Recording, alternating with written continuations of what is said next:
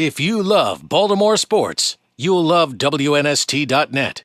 We are at Media Day at Loyola. Dave Pietramala, Coach, we got to ask, did you make the phone call? Have you sent the text yet? What was the maybe words of wisdom that you sent to Coach Belichick? You know what, I think at a moment like that, the best thing is not to have any words. Just, hey, I understand, thinking about you, and that's it. So, no, I didn't go to the game. I had a ticket, had a hotel room, but I had a team to take care of. So, unfortunately, I was not able to make it, and certainly obviously disappointed for my friend. Is that typical for your relationship? Like when you guys lose in the tournament, that you get a text from him, something along those lines? Is it, or do you just guys? Hey, you're both coaches. We've been through it. We're grown men. We don't need to pat each other on the back. Well, I don't think it's patting each other on the back. I think it's speaking to someone who has the same experience and an understanding of where you're at and where your team is at, and obviously we can all learn. And when you have someone like that who's had the phenomenal experiences that he's had and the successes that he's had, there's a great chance or opportunity there to learn. And you ask, hey, how have you dealt with this? Have you dealt with anything like this? And what did you guys do? What was your approach?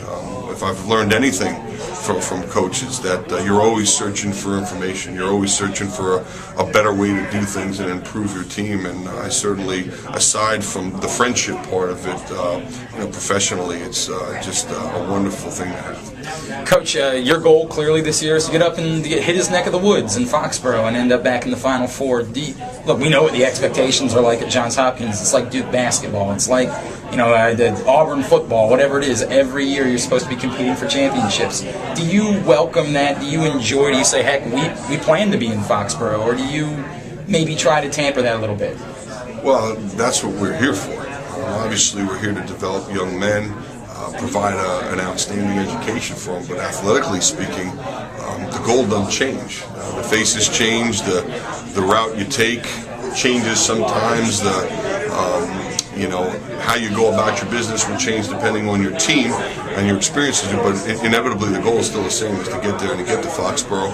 But I think it's a mistake to focus yourself on just the destination. I mean, for us to be successful, we need to focus on the journey, and that journey starts every day in practice. I'm sure the media has had enough of coaches saying, well, we're going to take it day by day and game by game, and there's never been a more of a truthful statement in that, we can't look beyond today. Our goal is to win today, and then tomorrow come out and win tomorrow and try to outwork our opponents in practice. And, we can't worry about, are we going to win this game? We got to do the things it takes to win the game instead of thinking about, well, we want to win. Well, it's great to want to win. Everybody wants to win around the country.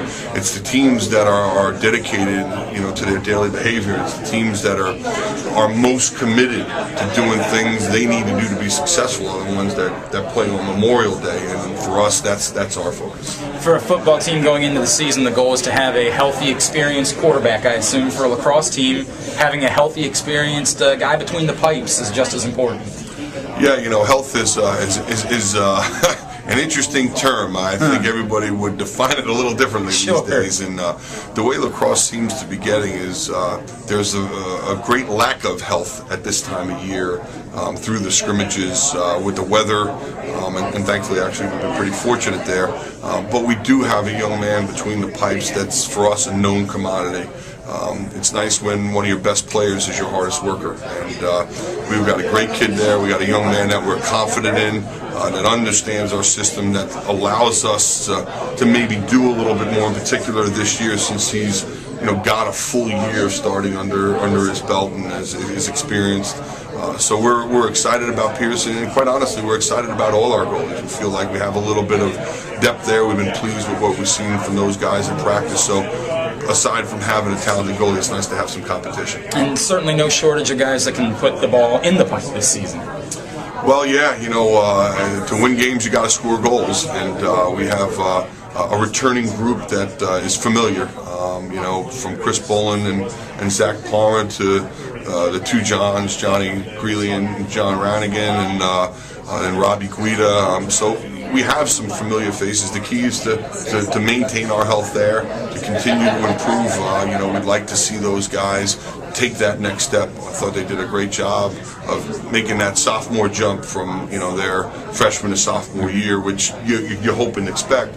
Now they need to not only take that jump athletically, but they need to take that jump in the locker room as leaders and as guys that define the standard that we're supposed to meet every day. And one more for you. I know we have all these Baltimore coaches out here today. You and I have talked about before. You open with Towson. You guys always make it a point. We're going to play all these local teams. We're not going to drop them. We're not going to, ESPN wants certain games. This is what we're going to do.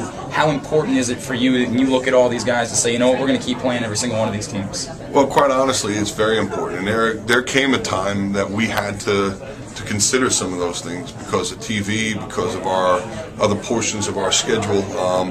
But we're in Baltimore. We have an obligation to this community, and this is a lacrosse passionate group of people, and we have some outstanding teams right in our backyard. Why wouldn't we play them? Why wouldn't we make every opportunity available to create those rivalry games, which fans get excited about, TV wants? So from our perspective, it's a no-brainer to play as many of the local teams as we can. They don't hurt our schedule. They help it. And they help promote the game here in Maryland, and they create great rivalries for our kids and our fans to be a part of. We're opening the season chatting with Coach Pietramala at Loyola. I hope we close the season chatting with Coach Pietramala at Gillette Stadium. That's the goal. Coach, good luck this season. We appreciate it. Thanks so much. We hope to see you there as well. If you love Baltimore sports, you'll love WNST.net.